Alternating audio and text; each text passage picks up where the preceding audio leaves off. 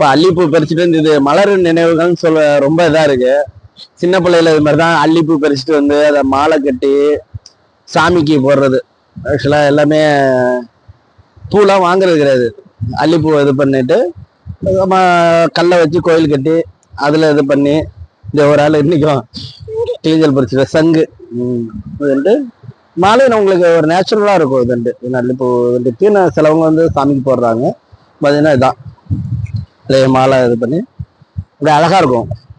போட்டோன்னா ஒரு நேச்சுரலா இது அப்படியே ஸ்ட்ராங்காகவும் நிற்கும். அது வந்துட்டு அல்லிப்பூ மாலை நல்லா இருக்கா தம்பி?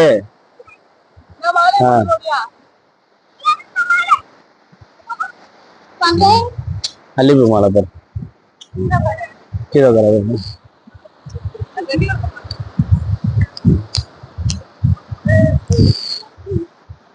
ஏன்னா இப்ப பசங்களுக்கு எல்லாருமே நீங்களுமே எங்கேயோ போனா இதெல்லாம் இருந்தா செஞ்சு கத்துக் கொடுங்க. அதுன்ட்டு ஏன்னா அப்பதான் அவங்களுக்கும் ஒரு இயற்கையில என்ன இருக்குன்னு அப்படியே போறோம் வரோம் அப்படிங்கிற மாதிரி இல்ல. ஏன்னா இது அல்லிப்பூ வந்து இதுல பாத்தீங்கன்னா அல்லி காய் ரொம்ப மருத்துவ குணம் உள்ளது. இது பாத்தீங்கன்னா நீங்களே இது மாதிரி சின்ன பிள்ளையில செஞ்சிருக்கீங்களான்னு பாருங்க. இது கூட திங்கலாம், நல்லாதான் இருக்கும் டேஸ்ட். இதுன்ட்டு சின்ன பிள்ளையில இது இது டேஸ்ட் நல்லா இருக்கும். இந்த பூ இல்ல இது இருக்குல்ல, இதை மட்டும் திங்கலாம். இந்த டேஸ்ட் நல்லா இருக்கும். அப்பெல்லாம் எதை விட்டு வச்சோம் நாங்க? எதையும் விட்டுறது கிடையாது.